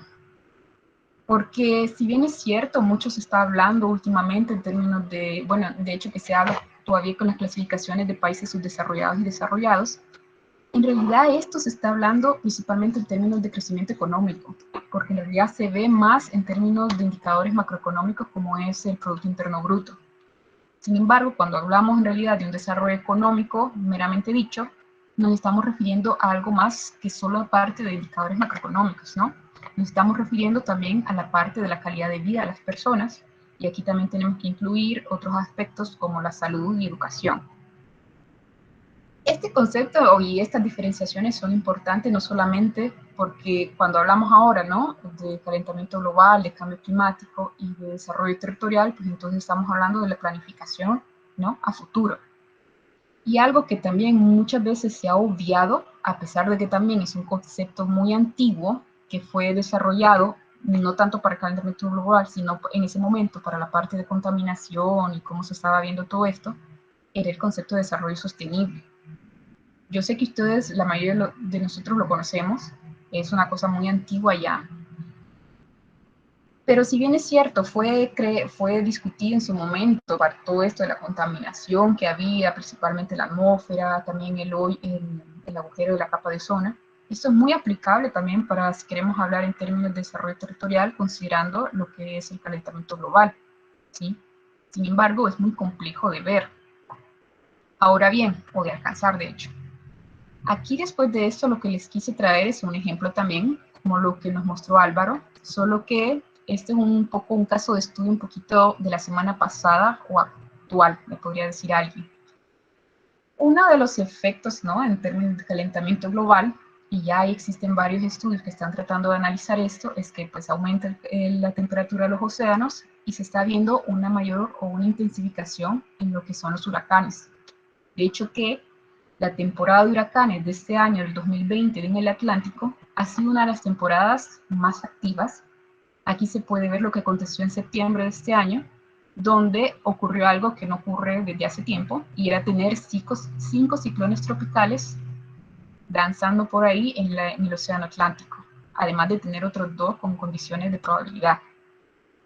Entonces, este es un modelo regional que corrió un amigo para lo que fue el evento, de hecho, de la semana pasada, de lo que fue la tormenta de huracán ETA, que al final también alcanzó lo que son los países centroamericanos, y como decía mi mamá, en realidad es un huracán muy interesante porque afectó no solamente Centroamérica, México, sino que llegó hasta Cuba y hasta la Florida. Y de hecho que la temporada de huracanes termina ahorita el 30 de noviembre, pero todavía es muy activa, como vamos a ver después. Entonces, de acuerdo a esto, y considerando que, por ejemplo, que muchos de estos huracanes se ven intensificados, podríamos decir, por esto del calentamiento global, entonces miremos en términos de planificación de territorio, ¿no? Este es lo que es mi país, Honduras, ¿no? Solo que acá no muestro los departamentos, sino las cuencas principales, y este va a ser un ejemplo de lo que pues, está aconteciendo ahorita en el Valle de Sula. Estas son las principales cuencas. La cuenca del Patuca, que está aquí en amarillo, es la mayor. Sin embargo, la cuenca del Ulúa es esta segunda que está acá, en mayor cantidad de área. Y una cosa importante que tiene esta, con la que está aquí a la par, que es la cuenca del Chamelecón, es que en su parte baja, que se conoce como el Valle de Sula, está la segunda ciudad más importante de Honduras, que es San Pedro Sula. Es de hecho la ciudad industrial, y muchos municipios en esa región son, en términos más de maquilas, mucho de la industria y la parte también agropecuaria. Entonces, esto es, de hecho, el Valle de Sula. Aquí se puede ver la ciudad de San Pedro Sula, los municipios de Choloma, Lima, Puerto Cortés. Y muchas de estas áreas o de estas regiones están, por ejemplo, a 30 metros sobre el nivel del mar. Y algunos de estos municipios se encuentran ubicados, de hecho, muy cercanos, no solamente del río Ulúa, sino del río Chamelecón, como se puede ver acá. En la parte de agua está muy cercana, ¿no? Entonces, este fue un trabajo que fue hecho creo que hace 5 años, donde se trató de analizar las áreas vulnerables por inundaciones, de acuerdo a los distintos años o periodos de retorno. Este creo que es para 50 años de retorno. Y lo que vemos acá marcado, ¿no?, son las posibles áreas de inundaciones, tanto en rojo, en amarillo y en verde, las menores, para lo que es el municipio de La Lima. Aquí, si pueden ver, este es el río Ulúa, y por acá pasa creo que el río Chamelecón. Y existen acá algunos canales que conectan unas líneas verticales que pueden ver acá, que son unas líneas que representan lo que son el canal Maya, que son unas obras hidráulicas que fueron construidas también con la intención de mitigar las inundaciones en este Valle del Sula. ¿Qué es lo que pasa y por qué lo traigo a colación este ejemplo, no? Si estamos viendo que el calentamiento global podría aumentar la intensidad de los huracanes y de los ciclones tropicales, como lo hemos estado viendo, pues les muestro lo que es la imagen Landsat de esa misma región, el municipio de La Lima, parte de San Pedro Sula. Esta es una imagen de Landsat del diciembre de 1998, un mes después de lo que fue el huracán Mitch, ¿no?, entre octubre y noviembre del 98. Pues uno pensaría, ya cuando uno lo lleva a la parte de planificación territorial, pues uno pensaría, bueno, vamos a diseñar o vamos a ver que de tal forma no vuelva a acontecer lo que ocurrió en ese momento, ¿no? Sin embargo, esta es la imagen satelital de diciembre del 2016, de hecho 4 años antes de ahora, ¿no? Y lo que podemos ver es que en realidad había un crecimiento poblacional muy grande. Habría que, no soy propiamente yo en esta parte, ¿no?, pero habría que discutir muy bien cómo se pensó en términos de planificación, porque muchas de estas áreas en realidad están en las áreas vulnerables. Y entonces, ¿qué es lo que aconteció la semana pasada, ¿no?, con el huracán ETA, que llegó acá como tormenta, como depresión? Que hay que decirlo de esta forma: que a Honduras no haya llegado como un huracán no significa nada en términos de lluvia, porque esa clasificación viene más dada en términos de la velocidad del viento, ¿no?, que tiene el sistema. Sin embargo, la cantidad de lluvia que está almacenada es casi similar, no importa que llegue como tormenta o como depresión, además de que habría que ver la velocidad con la que se movimentó, ¿no? Entonces, esta es una toma pues, más o menos actual, o fue la semana pasada, del Valle de Sula, como se tomó desde el aeropuerto Villa Bermúdez, que es este aeropuerto de acá, que igual se inundó, a pesar de que se inundó también en 1998. Entonces, esto que les muestro también acá es otra corrida del mismo modelo WRF para esta semana que viene, por lo que se está generando el disturbio ahorita en el Caribe, que se está monitoreando mucho, porque, por ejemplo, para esta época de noviembre, muchos de los huracanes que se forman entre Trinidad y Tobago en esta parte baja del Caribe, muchos llevan la dirección en realidad de Centroamérica, ¿no? Fue para este mismo periodo que fue el huracán del 98. Entonces, este mismo sistema ahora, que se está formando ahorita, lo estamos tratando de monitorear para ver, porque ya de hecho que existe una susceptibilidad muy alta en esta parte de la región del Valle del Sula. Sin embargo, cuando hablamos o cuando les traigo el ejemplo de acá de Honduras y de Centroamérica, ese es un ejemplo de evento extremo de precipitación, ¿no? Claro, en términos de planificación del territorio y en términos de planeación a la adaptación del cambio climático, Honduras y los países centroamericanos en realidad también tienen que ver sus sus miradas a lo que es la planificación en lo que se denomina como el corredor seco centroamericano. Porque no solamente es una región que 6 meses usted tiene lluvia y 6 meses usted no tiene lluvia, sino que también, dado por la propia variable climática, sino que también, así como lo discutía Álvaro, existen muchas proyecciones con muchos modelos globales y regionales que están mostrando que al final, después de llegando modelos hasta el 2050 y 2100, uno se espera que estos eventos o las duraciones e intensidades de estos periodos de secas en esta región aumenten. Entonces, yo en esta parte traté de llevar un poco más lo que nos había mostrado Álvaro, solo que tratar de caerlo más en la parte de desarrollo territorial. Y con esto en realidad terminaría mi presentación, creo que un poco más corta.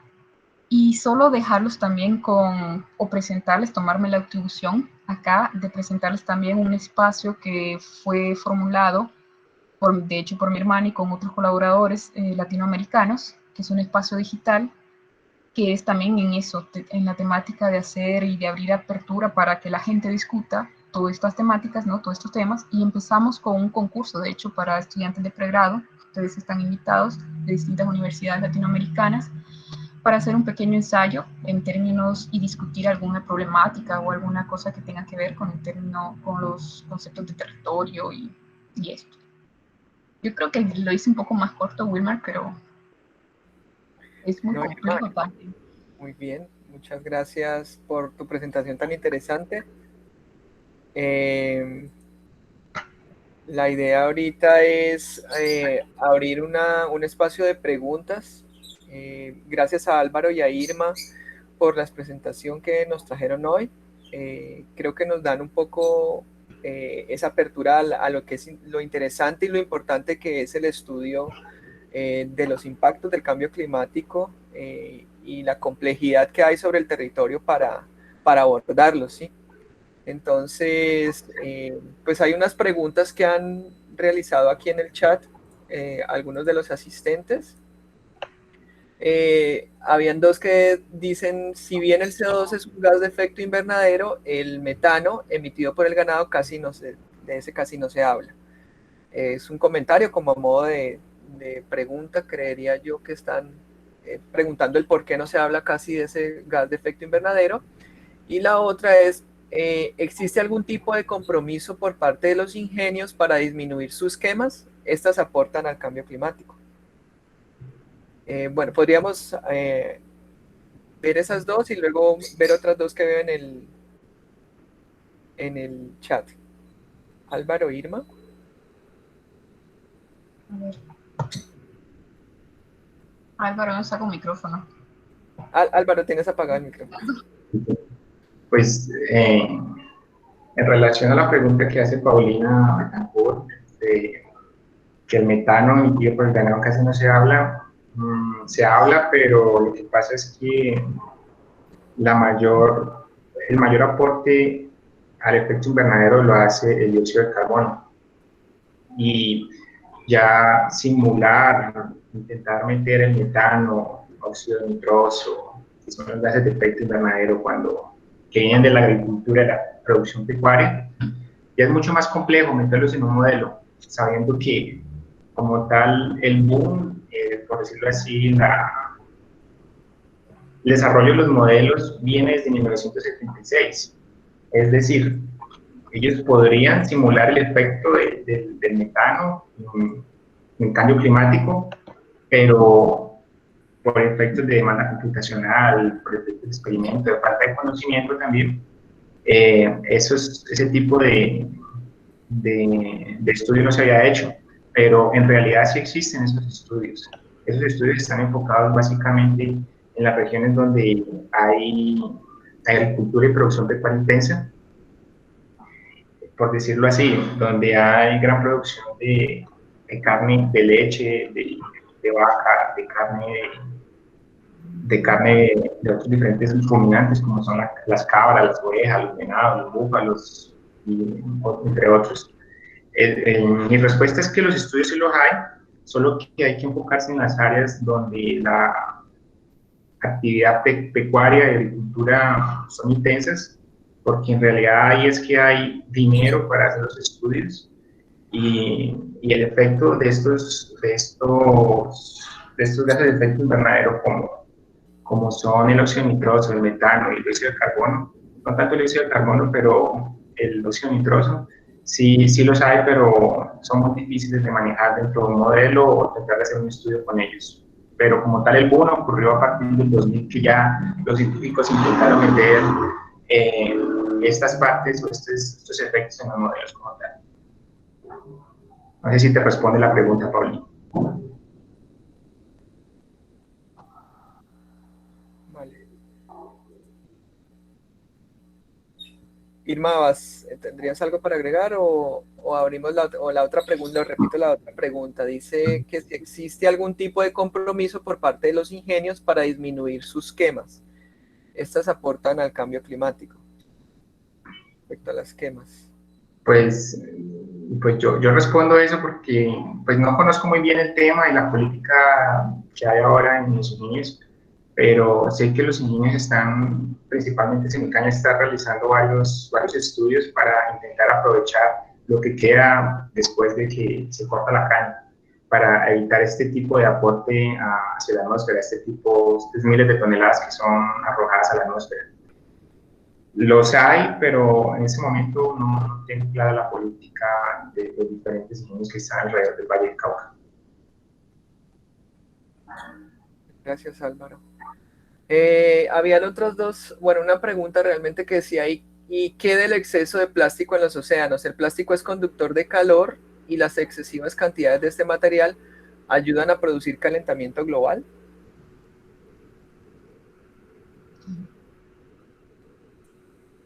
No sé si se ha hecho estudio de eso.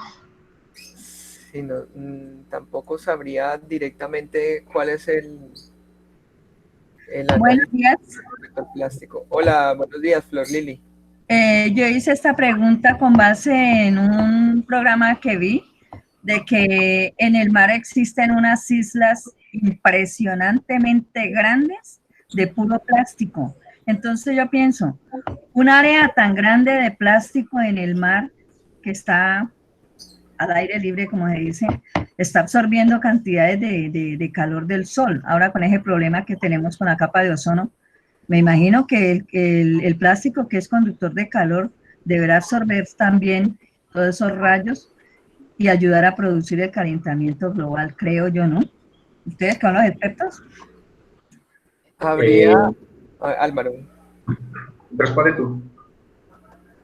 Vale, Flor Lili, respecto a los estudios sobre plástico y esas islas de plástico que se encuentran en los océanos, tendríamos que empezar a analizar varias cosas. ¿Por qué? Porque dependiendo del albedo que presenten estas islas de calor, puede haber una mayor reflexión de esa radiación solar incidente sobre esas islas oceánicas, ¿cierto? Esas islas de plástico oceánicas podrían entonces llevar de vuelta hacia la atmósfera una gran cantidad de calor a través de esa reflexión. Cuando habla de albedo, es la capacidad de los diferentes materiales sobre la Tierra de reflejar de vuelta para la atmósfera o para el espacio radiación, es decir, calor absorbido de vuelta para el espacio, y eso podría tener dos impactos. Uno es que haya menos cantidad de radiación solar que se absorba por el océano, sería uno de los escenarios, y el otro sería que esa radiación reflejada de vuelta para la atmósfera ayude a aumentar entonces las temperaturas atmosféricas y generando pues los impactos sobre el calentamiento global y sobre el balance de radiación neta atmosférico, ¿sí? Entonces habría que obviamente discutir un poco si esos impactos están generando o una mayor absorción en el océano, o están llevando de vuelta para la atmósfera o para el espacio esa cantidad de radiación incidente del sol. Entonces ahí habría que mirar si hay estudios específicos sobre ello, pero como son elementos que apenas se están empezando a estudiar, muy seguramente no hay una gran cantidad de estudios todavía que nos puedan brindar conclusiones específicas sobre el tema. No sé si eso más o menos responde a tu pregunta, Flor Lili. Sí, muchas gracias. Aprendí un término nuevo, albeo, ¿no? Albedo. ¿Albeo? Albedo, sí. Gracias. Y la otra pregunta que hacía de San Andrés, no sé si es que estaba mal informada, pero en las noticias yo vi cómo se produjeron unos daños tremendos en San Andrés, tal vez por coletazos del huracán. ¿Eso había pasado siempre o es que ahora está peor debido a los cambios climáticos? Irma, ¿quieres hablar algo de ahí A ver, otra vez la pregunta, a ver. Perdón. Que en las noticias, en esta semana estuve viendo que en San Andrés Islas, aquí en Colombia, se produjeron muchos daños. Entonces, ¿es debido a los coletazos del huracán o siempre ha habido? Porque es que yo hasta ahora no me acuerdo que haya pasado unas cosas tan desastrosas. No, creo que sí, eran algunas de las bandas del huracán, porque en realidad el huracán ETA tuvo una dimensión que si uno lo ve en las imágenes cubría casi toda Honduras, parte de Nicaragua. Entonces, y todavía algunas de las primeras bandas empezaron a afectar desde mucho antes que hubiera entrado el huracán a Nicaragua. Probablemente es eso, igual todavía se está sintiendo en algunas zonas. Pero mira, Irma, es súper interesante ahí también destacar que precisamente cuando hablamos de eso, de esa discusión entre desarrollo territorial y cambio climático y esos impactos que se están generando, ahí también debemos mirar esa construcción social del riesgo cuando no se hacen procesos de planificación, procesos de gestión del riesgo, ¿cierto? Todos esos procesos de adaptación que deben tener esas islas que están en el Caribe y que generan y que tienen unos grandes impactos debido a esos huracanes. A pesar de que Colombia y esta región más del norte de Sudamérica no tiene un impacto completamente directo de esos huracanes que ocurren en el Atlántico y parte del Caribe, generalmente se desplaza más hacia Centroamérica, ¿cierto? Y lo que son Centroamérica y el Caribe, pues la poca planificación que se tiene entonces hace que esos impactos que tal vez no sean tan percibidos en esta región, pues hace que haya una mayor construcción social de ese riesgo, ¿sí?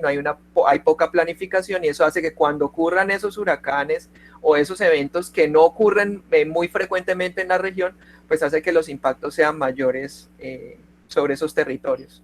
Entonces ahí es la complejidad del análisis territorial que hay que hacer. En realidad, bueno, yo lo traté de bajar un poco la presentación en términos de tal vez muy básico, pero porque la complejidad es muy alta. Digamos, cuando uno lleva estos términos de planificación, de gestión de riesgo, pues sí, uno puede, de hecho, acá ver la parte gubernamental, ¿no? Cómo está la gobernabilidad, cómo se está gestionando, pero también está la parte de la gobernanza, que en realidad tiene que ver más con la ciudadanía. Entonces, por ejemplo, nosotros teníamos en una ocasión una presentación con una gente en términos de la sociedad civil, organizaciones de la sociedad civil en términos de calentamiento global, era un diplomado. Y entonces muchas veces uno escucha toda la parte de que sí, nosotros Honduras o nosotros somos muy afectados, ¿no? Porque en realidad nosotros solo, en Centroamérica creo que solo genera el 3% de los gases de efecto invernadero, por ahí más o menos, no me acuerdo bien. Sin embargo, somos muy afectados, de acuerdo a la IPCC, esta es una región que va a tener mucha afectación. Entonces, muchas veces la ciudadanía, nosotros nos quedamos viendo como viendo las causas, buscando el culpable, cuando, por ejemplo, digamos, bueno, vamos a tener más sequía, sí, puede ser, pero ¿cómo se está gestionando en realidad? ¿Cómo está el plan, por ejemplo, de las cuencas? ¿Cómo está si hay mayor población y hay mayor cantidad de personas que están utilizando esta cuenca? ¿Cómo está el recurso hídrico en términos de contaminación? Porque si no vamos a tener mucha agua, pues por lo menos el agua que tenemos, tanto superficial como subterránea, ¿en qué condiciones está? Era por eso que te había traído en colación la parte de gestión de riesgo, porque si la amenaza está latente ahí, pues ¿qué podemos trabajar, no? La parte de susceptibilidad, toda la parte de lo que uno puede hacer. Entonces, lo que ustedes me mencionan, la parte de plan de gestión y todo eso, sí, es trabajarlo tanto desde la parte gubernamental, la parte de política, como la parte de ciudadanía. Y como escuchaba, de hecho, ayer una presentación del profesor Juan Restrepo, colombiano que estudia los sedimentos del Magdalena, que él decía, y de hecho que ahorita el 10 de noviembre, si no me recuerdo, es de acuerdo al calendario de las Naciones Unidas, el Día de la Ciencia para el Desarrollo y la Paz, y él lo mencionaba también ayer, al final la ciencia también tiene que ver por hacer ver que por en realidad tratar de ver hacer un desarrollo. No solo es generar nosotros ciencia, no solo es que Álvaro hace las proyecciones para que se queden ahí, ¿no? Es para que al final los tomadores de decisiones. Entonces, al final, la ciencia tiene que, o la gente que creamos ciencia tiene que de una u otra forma tratar de, no solo de publicarlo a la mayor cantidad de población, no solo a los tomadores de decisiones, sino a los ciudadanos comunes y corrientes. Es muy complejo, ¿no? Sí, hay otra pregunta. La profesora Zaida pregunta: Irma, ¿qué propósitos tiene la iniciativa colectiva que nos mencionó? Hablemos sobre los territorios que habitamos, sobre qué aspectos trabajan y si han involucrado la escuela. Esa fue una iniciativa, de hecho, muy personal de mi hermana, que ella es arquitecta y estudió una maestría en gestión de territorio y ambiente en Chile. Entonces ella en realidad lo generó con la misma iniciativa que les estoy diciendo, para que nosotros o algunas personas que hacemos ciencia, tratar de discutir e ir un poco más a hacer también información de acceso libre. De hecho que nosotros esa plataforma la hicimos con no solamente profesionales de acá de Centroamérica, sino profesionales también de Sudamérica, a muchas personas de Chile. Y yo hice esta invitación también a profesores o amigos que tengo de universidades en Perú, en Bolivia, también en Colombia. Se lo mandé a una profesora en norte de Colombia, que ya no me acuerdo la ciudad, ya no me acuerdo el nombre, perdón. Y el objetivo en realidad es eso, el objetivo es tratar de hacer también, generar un espacio en que haya divulgación, que sea de acceso libre y empezar, por ejemplo, con los estudiantes de pregrado para que también vayan viendo no solo la parte de escrita y vayan motivando para entrar en discusiones. En realidad es una plataforma más de profesionales para tratar de entrar en discusiones de investigación. Gracias, Irma. María Isabel Castro pregunta: con respecto al monocultivo de caña, ¿no existe una norma para controlar este daño a la tierra? No sé si en Honduras hay algo sobre monocultivo de caña, Irma o Álvaro. En Honduras hay de todo monocultivo. En Honduras hay monocultivo de palma. Pues en relación a esta pregunta, yo sé que Senicaña viene haciendo algo a partir de todas las inundaciones que se han ocurrido, por lo menos la del 2010, noviembre del 2010 a noviembre del 2011, con las inundaciones. Ellos tomaron ciertas medidas de adaptación, pero como tal me quedaría muy duro saber qué medidas ellos hicieron, porque así como ellos, así como nosotros, cuando ocurre un evento extremo de este tipo, nos genera pérdidas económicas, a ellos también. Entonces ellos también van de la mano a establecer medidas de adaptación, principalmente para las cosas que le disminuyen productividad a ellos, pero como tal, no sé qué norma o existe en relación a eso. Yo te aconsejaría mirar la página de la Corporación Autónoma Regional del Valle, la CBC, y yo sé que en Senicaña hay una medida de adaptación y cambio climático de lo que ellos están haciendo. Están preservando cuencas, este tipo de cosas.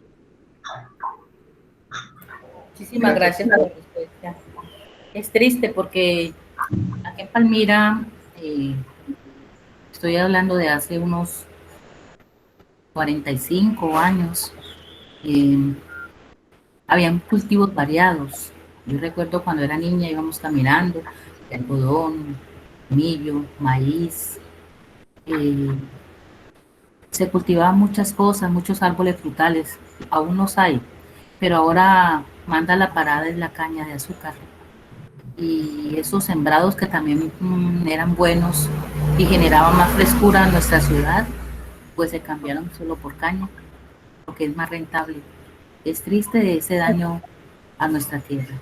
Sí, realmente sí. Muchas gracias. Muchas gracias, María Isabel. ¿Alguien más tiene alguna otra pregunta?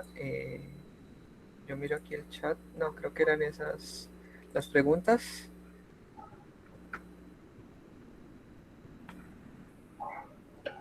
Vale. Bueno, pues... Yo quiero hacer el último aporte que Paulina Betancourt dice que estamos en pañales respecto a la gestión del riesgo de adaptación al cambio climático.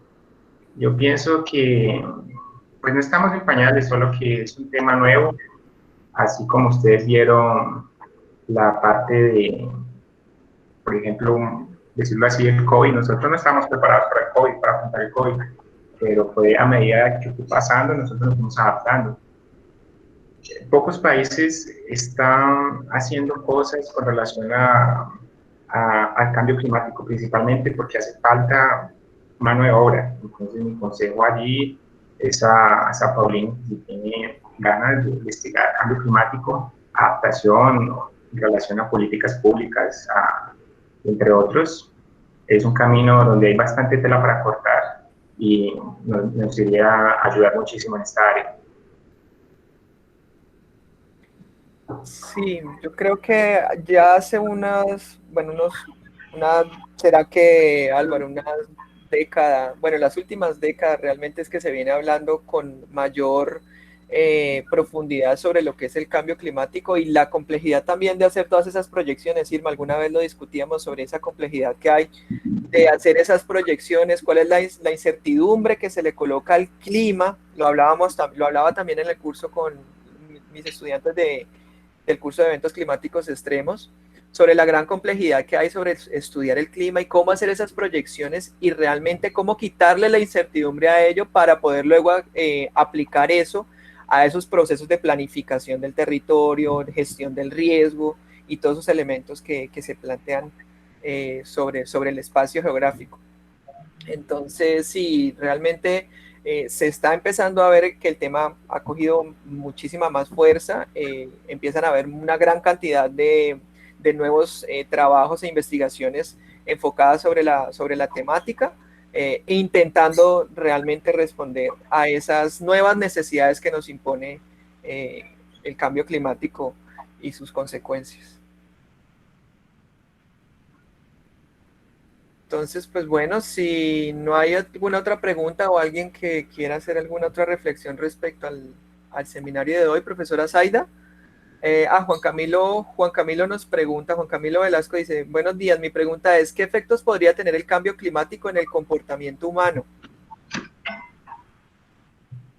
Está muy compleja. Bueno, pero no sé, Irma o Álvaro tienen... Pues yo tengo dos ejemplos muy claros. Existen Sí. varios estudios de que la contaminación, el exceso de dióxido de carbono en la ciudad genera enfermedades cardiovasculares, aumenta enfermedades pulmonares también. Otro ejemplo muy claro es que las personas, salió otro estudio, no me acuerdo muy bien de dónde, que existe una correlación fuertemente positiva en que la tasa de robos aumenta cuando la temperatura también crece. Es decir, las personas salen a la calle. Como las personas salen a la calle, los ladrones también van a salir a la calle y roban a este tipo de personas.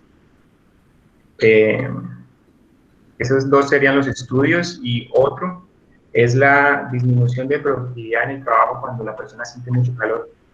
Es decir, no sé si le ha pasado a ustedes que la temperatura máxima en Cali pasa 3 horas después de las 12 del día, es decir, entre 2, 3 de la tarde se empieza a sentir el calor.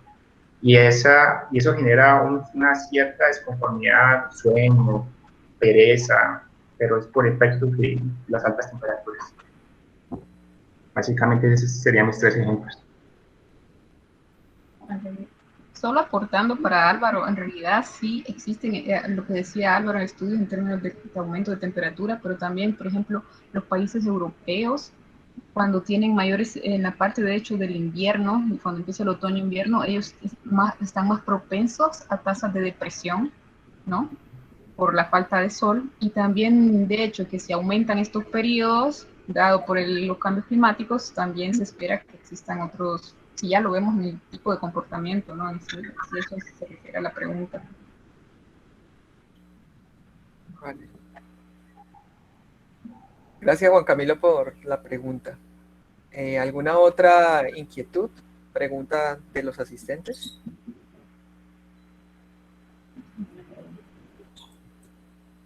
Bueno, y si no, profesora Zaida, le doy paso para cerrar el seminario de hoy. Muchísimas gracias, Álvaro e Irma, por aceptar la invitación y esperemos contar con ustedes en unas próximas ocasiones. Muchísimas gracias a ti. Me uno al profesor Wilmar, gracias Irma, Álvaro, a todos los asistentes por participar de esta actividad, que creo que ha sido muy interesante como las otras.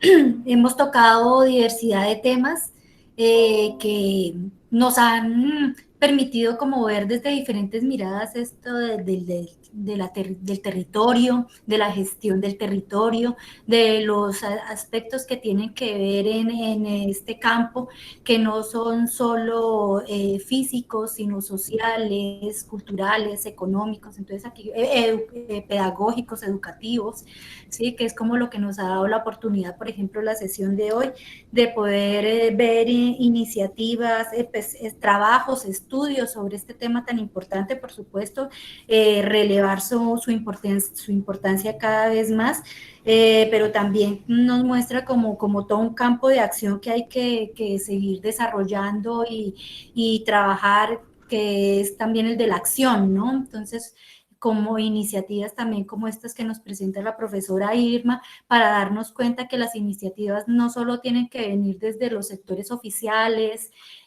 o académicos, técnicos, sino que también es muy importante la participación de la ciudadanía en todo lo que tiene que ver con controlar, trabajar alrededor de las consecuencias que tiene el cambio climático y los eventos extremos.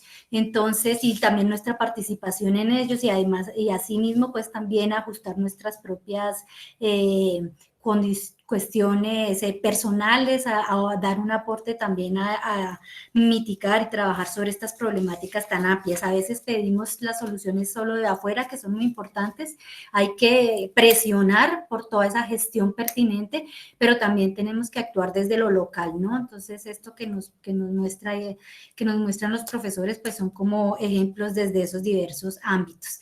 Entonces, bueno, pues muchas gracias y solo recordar que la maestría en geografía tiene 2 líneas de trabajo, que son la de gestión del territorio, que trabaja desde la gestión de lo ambiental, desde la gestión urbano y regional y desde la gestión del riesgo.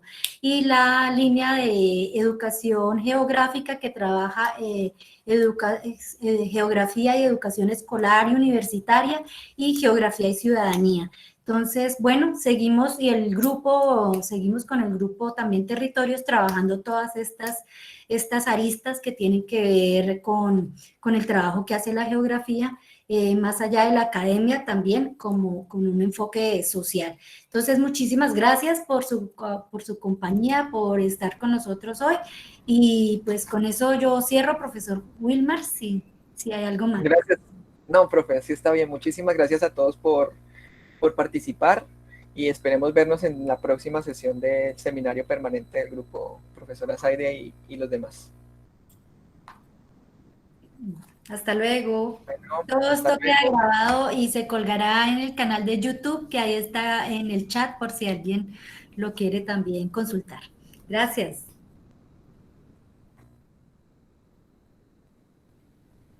¿Cuándo la próxima sesión? La próxima sesión será, al parecer, ya les confirmo. 27, profesor. 27 de noviembre, sí señor, 27 de noviembre de 2, bueno, la hora está por confirmar, seguramente va a ser de 4 a 6. Correcto. Bueno, hasta luego, gracias Irma, gracias Álvaro, Hasta luego a todos. gracias a todos.